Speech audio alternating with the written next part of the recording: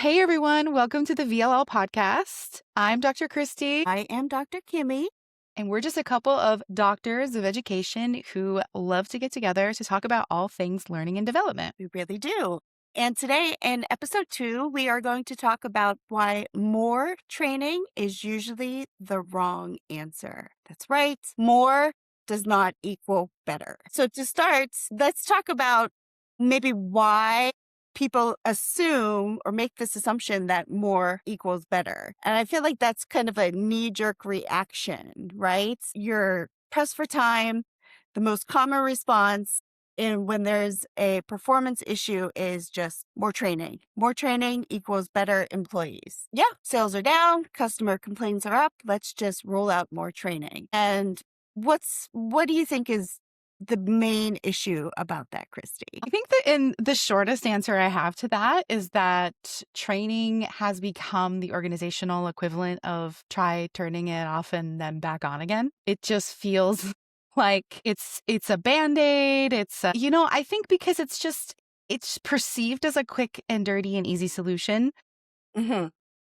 I think that there's this misconception of like, just throw some training at the problem and make it go away. And, and then that's almost like the philosophy of the business and of the L&D department sometimes, depending on the experience of who's running it. And I think, this often comes from this, and I've talked about this in previous podcasts, in the K through 12 and even in the academic, university, higher education environment, we are held responsible as institutions and as educators for demonstrating that we have developed these minds, right? I mean, people have to take these exams. They have to, you see universities that brag about how many of their graduates go on to get full-time jobs.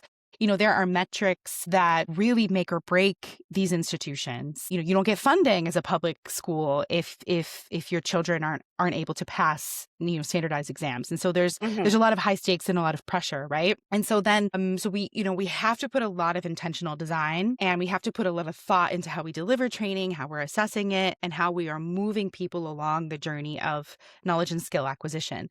But then when you get into professional space, i.e. work,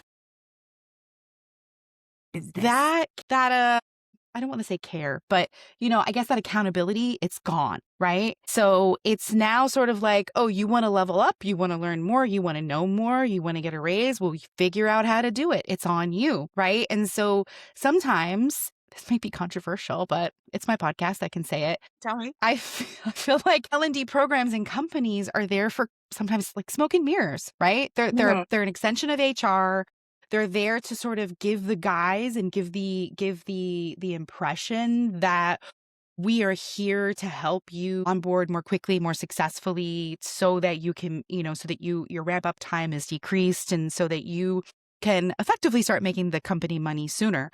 But the thought process and the type of design and the type of expertise that is, required to do that at scale and in a way that we can actually demonstrate it's working, that level of expertise, when you suggest it, is often downplayed as overthinking. That's too much. We don't need learning outcomes. How many times have we heard that? Oh, gosh. We don't, a storyboard like SME input. Oy vey, you're just really overthinking it, aren't you? But in a K through 12 or a higher ed environment, usually, we won't say always, but usually that type of rigorous methodology is welcomed and expected.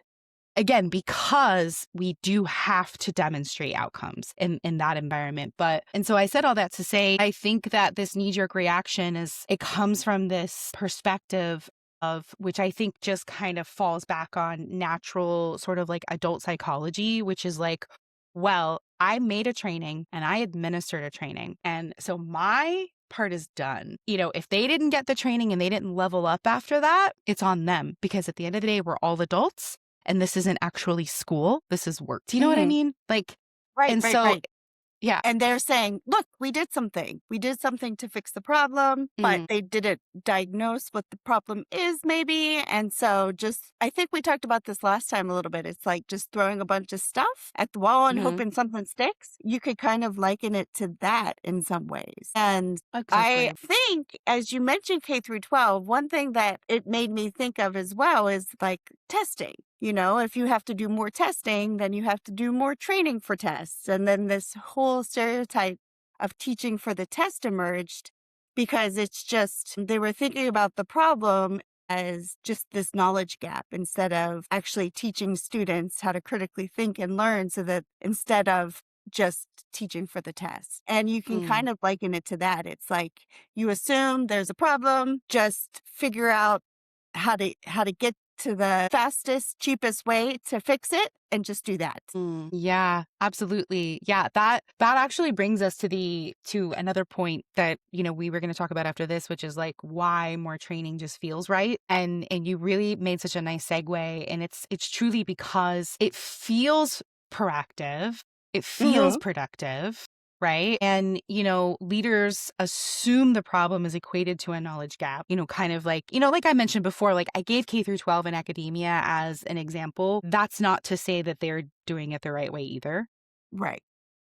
You and I both have taken a critical approach throughout our research and, all of our graduate studies and the pursuit of our doctorates. We've both taken a critical approach in our dissertations and in everything that we do. And so there would be no need for a critical approach if everyone was doing it well, But I do think that L&D is positioned as a solution to everything, while also sometimes at the same time being a solution to nothing. And I think often because, like you said, there's no diagnosis and they're not really allowed to evaluate what's really happening. And so they're basing their solutions on assumptions. And I think truly around this Yes. idea of like what happens a lot in corporate world, which is like we've taken the problem and we've moved it to a different part of the chessboard. And so now it's somebody else's problem to deal with. And that's what happens Right. when you create a training that is not based on a diagnostic, that is just based on assumptions. You create this training that's very shiny, has lots of interactivity. It's made with like really cool authoring tools. It Hmm. looks amazing. It's been approved by leadership, quote unquote. So it launches, it goes live. The minute that training goes live, the problem has now been moved off of L&D's desk onto someone else's desk. And that desk is usually like the managers or the supervisors of the teams who are responsible for completing the training. So now Hmm. it's your problem to deal with. Right. And if performance doesn't improve as a result of that, it's not because of me, because I did what I was supposed to do. You know what Right. I mean? Yeah. Unless you're using training just as a Band-Aid and then they do something else to put it. So then you just have like a stack of Band-Aids and really no actual problem Mm, being solved. You still have that initial issue to I've deal been waiting with. my whole life to say this in a public forum. Yeah, Let's a hear it. stack of Band-Aids, it's just like turtles all the way down. You know what I mean? You look out your window and it's just turtles all the way down. I don't remember what that's from, but Well, I'm glad that I was able to set you up for that. I appreciate it. Thanks.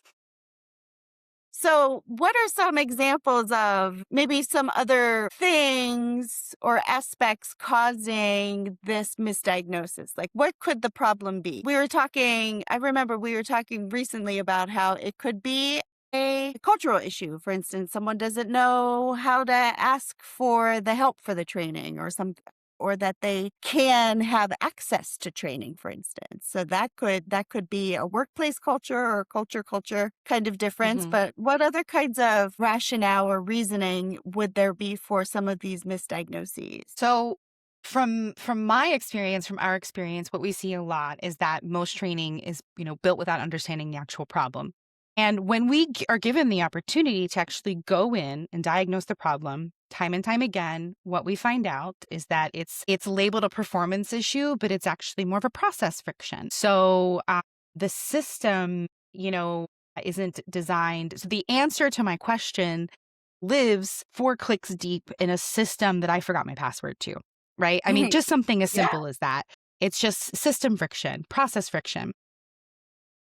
Or Right. I've been in situations where we were directing customer service representatives to refer to PDFs, answers to questions that were out of date and that were referencing SOPs that were no longer relevant, right? It's just that, and they Okay. didn't have a Yeah. workflow in place. It's like nobody had been monitoring that. Like it had just been a while since someone took a look at those SOPs and realized that, oh, they're out of date. Those types of like process system friction. Didn't we also have a client? It might be the same one I think you're referring to, where they just notified people through one email that was sent out one time during onboarding, and then there Mhm. was no follow up. There was no anything. So that could have easily just slipped through the cracks, Mhm. as happens with email these days. Once you get, yeah, Yeah. Yeah. So the learners didn't know the training existed, but they were yeah, being held accountable for completing mhm, it. Right. So that's a misalignment between the process, the system, and the workflow. mhm, I think a lack of clarity rather than a lack of knowledge is sometimes that's also something that we see a lot. And so, like, for example, a big client that we just wrapped up, when we conducted the discovery analysis with them, like their initial hypothesis was that a lot of people, they needed help. They needed help with their content, that people weren't engaging with their content. They had a lot of content with no clicks or clicks, and then people would drop off after a few seconds. And, they just were very concerned that it was a content issue. And when we conducted our discovery, we found out that the issue was that people just weren't sure how to use it. There was a collection of resources, many of them videos, some of them PDFs, and you would get into the resource and you would land on the PDF, but there wasn't any like learner experience design introducing that asset, explaining how you're supposed to use it, what you're supposed to take away from it, and then giving some sort of exit ticket, right? So like now, and now that you've used it, here's something, that you can take with you into the field to apply it in an authentic way. And so, when we went back in and redesigned their system, we didn't change the mhm. actual training tool. All that we did was we built scaffolding around it Yes. in the form of like a pre, during, post. Like, welcome to this training asset. Here are 3 things you're supposed to take away. Here's what others have found when they've used it. After you've used it, you should be able to do XYZ, right? Just adding that scaffolding on either side of the asset drastically improved the clarity for the user to understand how to actually apply it. And so it was a clarity issue rather than a knowledge issue. Right. And yeah. So, I think it often comes down to the fact that you don't solve a diagnosis problem with a content solution. And so a lot of people, again, they just want to come back to, we need to improve the content. The content's not falling flat. It's not gamified enough. There's not enough emojis, or it's too Mhm. long, make it shorter. But that's often not, what we see. So then let's talk more about then what happens when you default to just more training.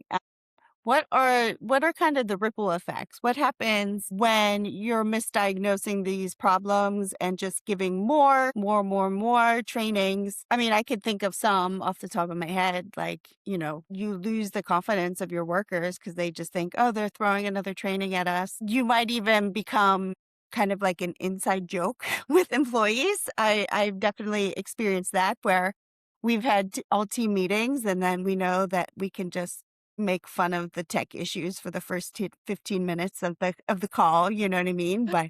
what are some other more business related issues, I think, or realities that could come as ripple or downstream effects from not not focusing on finding solutions to the right problem, or giving our stack of band-aids instead? But so some of the things I've encountered, and I talk about this a lot, your L&D program becomes reactive instead of proactive. So instead of Mhm. embedding your L&D program across the multiple departments and, having regular engagements with the C-suite, talking to managers often, of multiple teams, where they're proactively collecting data, Slack is a great place. For example, Teams, like L&D programs should be should be collecting proactive data that they can anticipate training problems before they become a problem. But that's a conversation for another day. So when you're not doing that and you are a reactive content creation department, then you become an order taker, essentially. So you just sit and you wait for the training to come down the pipeline. Somebody fills out a form, they request a training, you make it, right? The other problem that we see is that, like a recent client that I had, which is they had a very full LMS, over 200 learning and training assets in the LMS, but they had very low engagement with it. And so, again, it was assumed that the content itself, well, the content itself just must be terrible. That's why people aren't engaging with it. And it was like, no, they either A, can't find it, or B, once they find it, they don't know what to do with it. Right. Yeah. And I think the other biggest issue, which people complain about a lot, but they're not understanding how they're connected, which is wasted development time.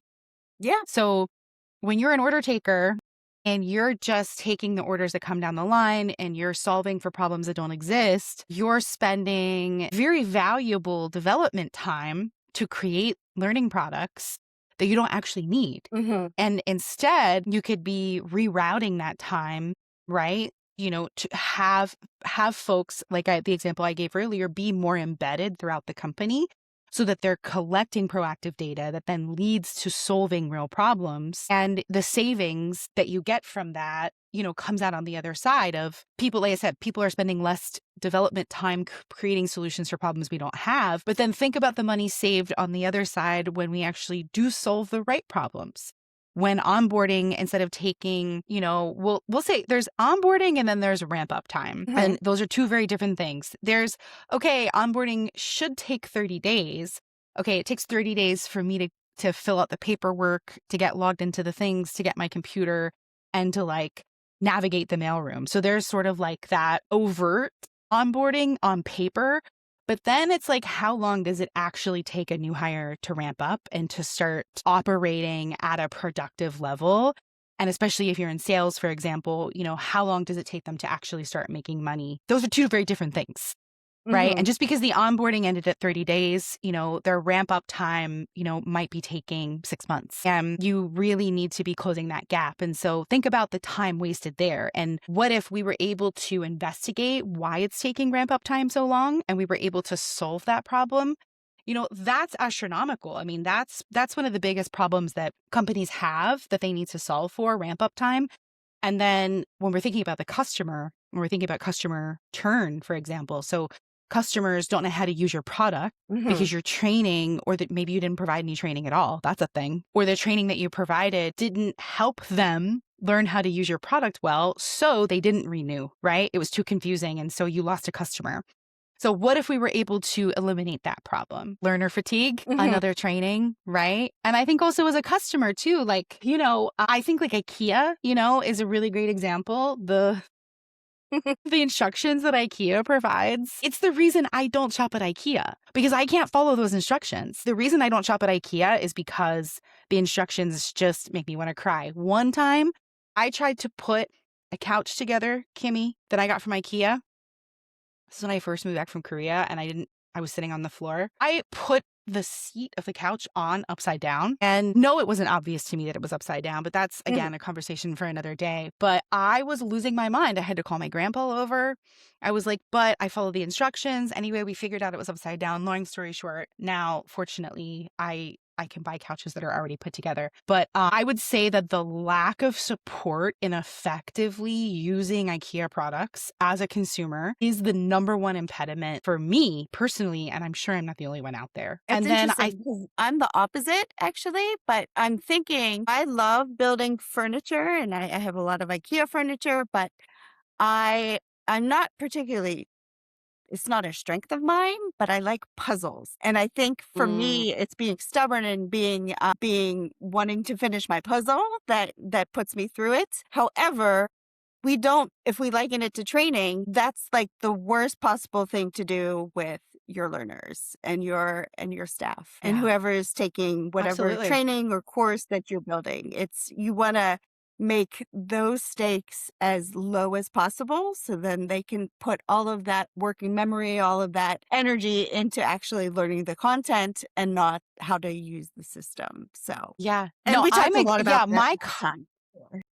But my cognitive load is expired just figuring out the instructions. I haven't even taken it out of the box yet. I haven't even started to put together your product. Okay. So yeah, if I'm exhausted just looking at your instructions, then obviously this isn't working for me. And you made a really good point. I hate puzzles. I'm not a puzzle person. You will never catch me doing a puzzle. The final thing is no measurable business impact. And so when you default to training constantly and training that isn't solving the right problem, then you end up with an L&D program or a stack of training that you have no measurable ROI on. And you have no one to blame but yourself. You have a shiny car and no one to drive it. That's right. Yeah, or no one that knows how to drive it. We talked about the actual cost, right, of having more training, overwhelming training, a fancy system or fancy car, like we said, but no one to drive it.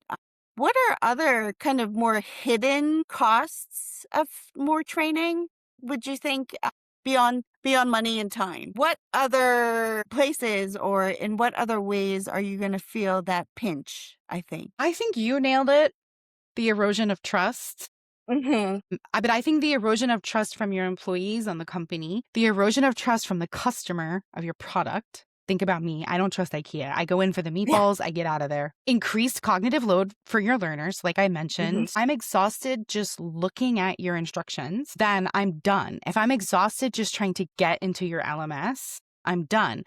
And so, but then I think from a company perspective, and we see this a lot, this is every year when they have the ATD conference, this is the number one takeaway that people get from it, which is the erosion of trust in L&D as a professional program or, part of your company is that people think, anytime companies need to downsize, L&D is the first one to go because they're like, we don't really need them anyway. Right. And then you think about the actual cost associated with some of those things as well. Your learners are maxed out on cognitive load, then it's going to take them 2-3 times as long to finish the training, and you're paying those hours, and you're paying those hours per person times however many employees you have, and that just kind of exacerbates and piles. I guess I'm talking about piles a lot today. I don't know why. What other piles?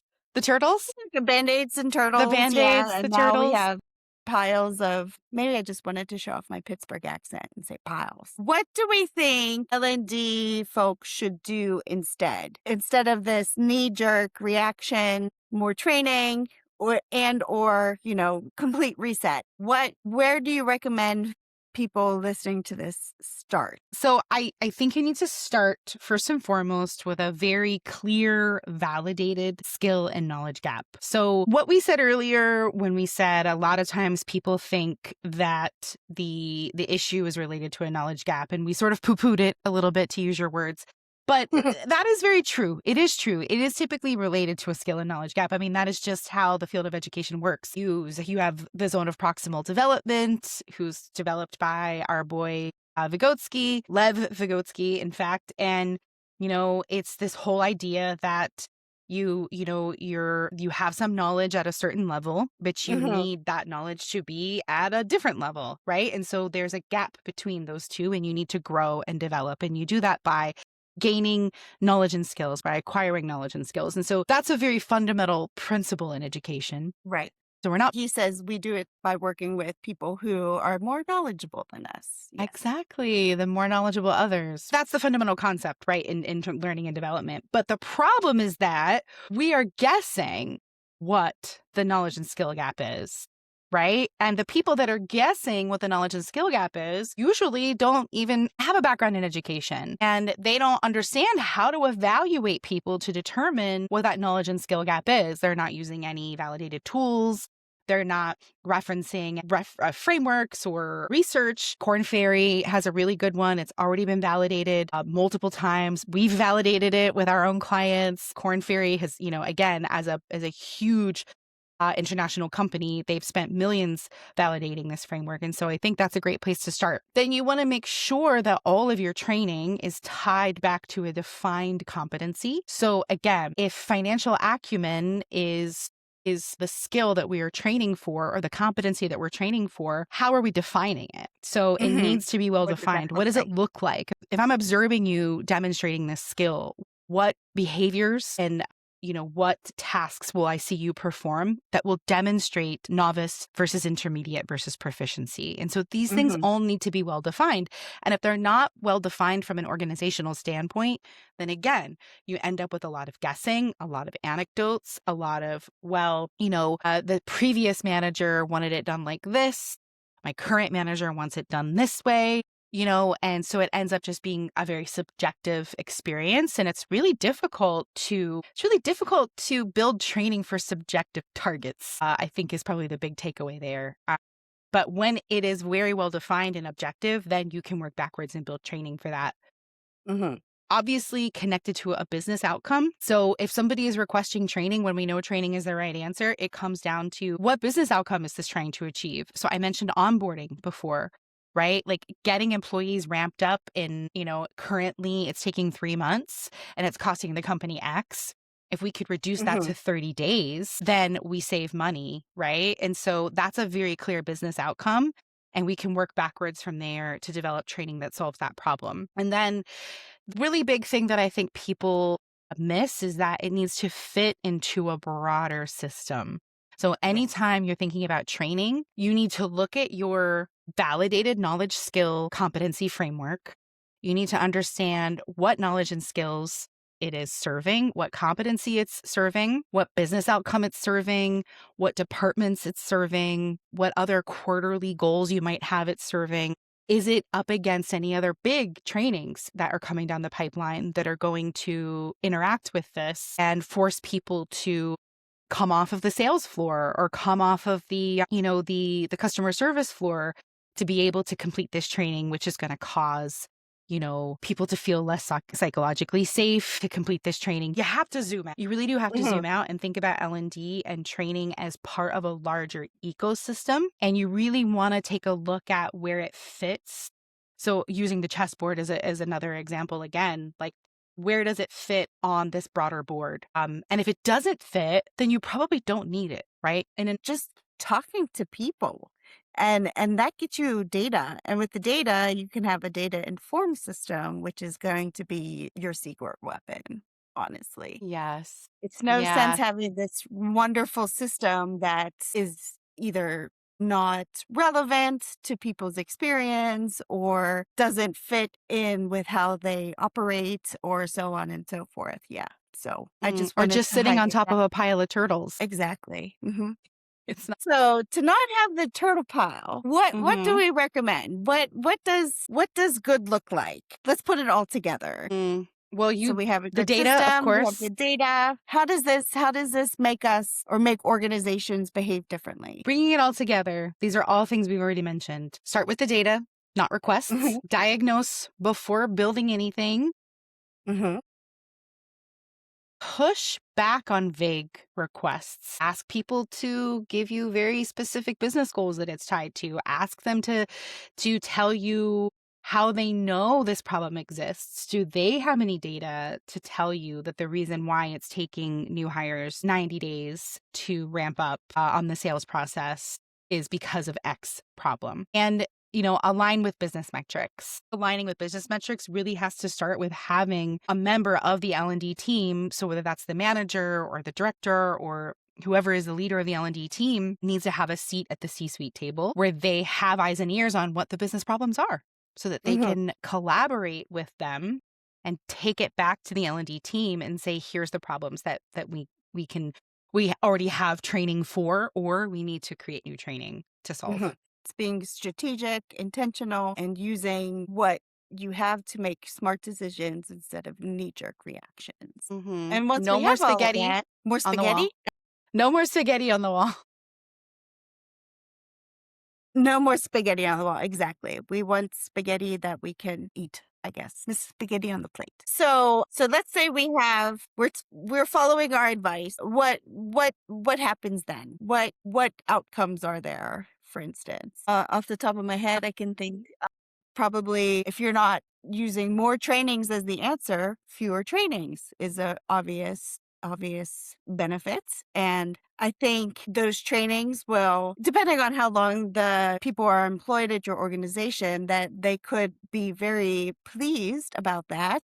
I can say as I Mm. was adjuncting once at 3 different universities, and I had to take 3 separate sexual harassment training modules on Thanksgiving weekend one year. And I was like, why? Who can I talk to so that I can get like a pass? You know what I mean? Like, why do I have to do 3 separate trainings on the same topic? I just didn't feel like anyone was listening to me. You know what I mean? So I feel like the opposite Hmm. would if you're more intentional. Yeah. Well, we said this in the very beginning of the podcast, quality over quantity. Hmm. And I think that really has to be the goal. Fewer training programs, and the training programs that you do have focus on higher impact. So quality Hmm. over quantity, having a clear link between training and performance. Yeah, that's So big. this ties back to accountability. Like we talked about how Hmm. there's a lot of accountability when you're doing school or when you're in these more formal educational spaces. But just because we're not in a college classroom doesn't mean that we don't have to track performance. And there are ways to track performance, and there are definitely ways to demonstrate that your training is having an impact beyond just did they complete the, the e-learning course. It's Hmm. often something you and we take for granted as being sort of like a no-duh situation. But I recently had a client ask me this question. So we have the LMS is the only way that we're delivering. It's a customer focus. So they sell training, and it's self-paced e-learning. So people come into, they purchase monthly access, they come into the system, they access the e-learning. And, they said like, well, how do we measure that they actually acquired the knowledge and skills that we intended for them to acquire outside of just they completed the course? And I said, well, if you build assessments into the course that they have to pass at let's say an 80, so they have to get 8 out of 10 questions right. Otherwise, they won't be able to complete the course. Then you can say with some level of certainty that they have acquired the intended knowledge and skills. Now, of course, this ties into assessment design. Was the assessment designed with the learning outcomes in mind, right? And so we do get into this, the murky waters of like, show me those questions, Right. But Did you enjoy this course? Yes or no? yeah. But how would you know that if you don't have any sort of objective for your course?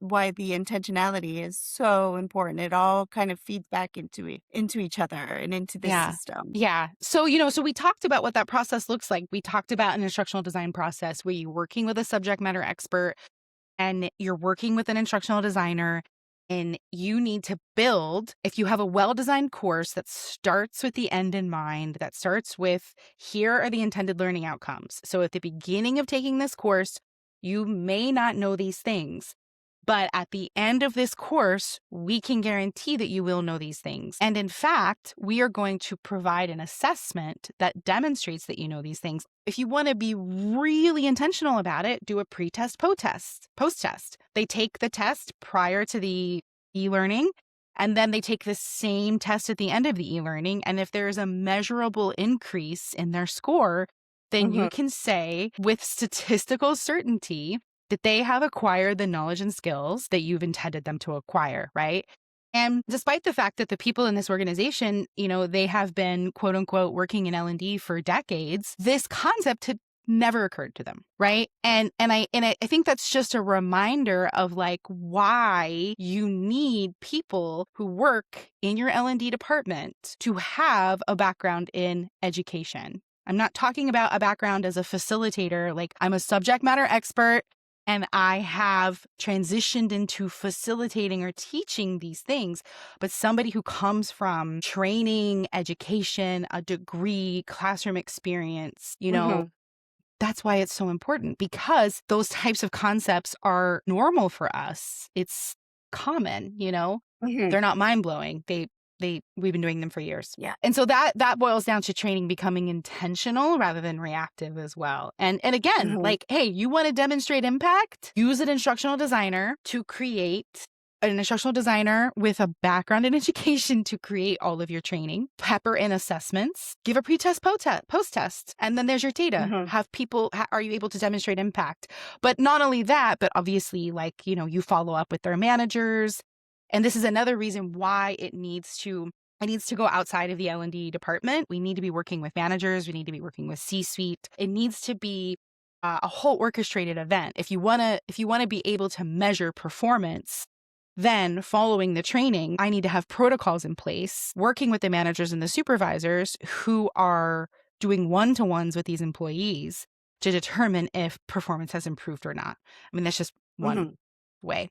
There's lots of ways, but yeah. And I think a good thing that kind of brings this full circle is that intentionality and having an intentional system in place takes time. And that means it can't be reactive, because a reactive knee-jerk reaction is what you do in a panic mode. And when you're panicking, we'll not get into, our endocrine system and everything that happens there. But when you're panicking, you're not focusing on what's important, right? You're just reacting. And being intentional means being not reactive. And that means taking some time to figure out what's happening here. So yeah, absolutely. As we close the circle, one last question for you, Dr. Christie. What belief are we replacing here in this discussion? We've used all of our evidence and our situations and shared knowledge. What beliefs are we trying to... So what belief do we need to replace? We need to replace the belief that training is the default solution, because it isn't. It isn't the default solution. It is just one of several possible interventions that you can have to change behavior and change outcomes to get to a specific goal. And the real job for us in L&D is figuring out which one actually solves the problem. Yeah, so it's not always about training. If every solution to your problem requires training, then I think you can count on actually nothing improving. It's just one possible solution. You need experts who understand how to actually manage and change human behavior, who can come in, evaluate your organization from the top down, and tell you what various modalities of interventions you need to deploy to result in the change that you're looking for. Yeah, I agree. And then you might lose the turtles, but we'll find a different use for them. Don't worry. I think that's the goal. The goal is for you to look outside of your window and not see turtles all the way down. The goal is for you to look outside of your window and see a well-functioning organization that's making you money effectively, because that's what the business world is all about. Baby. Yeah. Thank you so much, Kimmy. It's been a pleasure. All right. Well, we'll see you all next week. Okay, signing off now.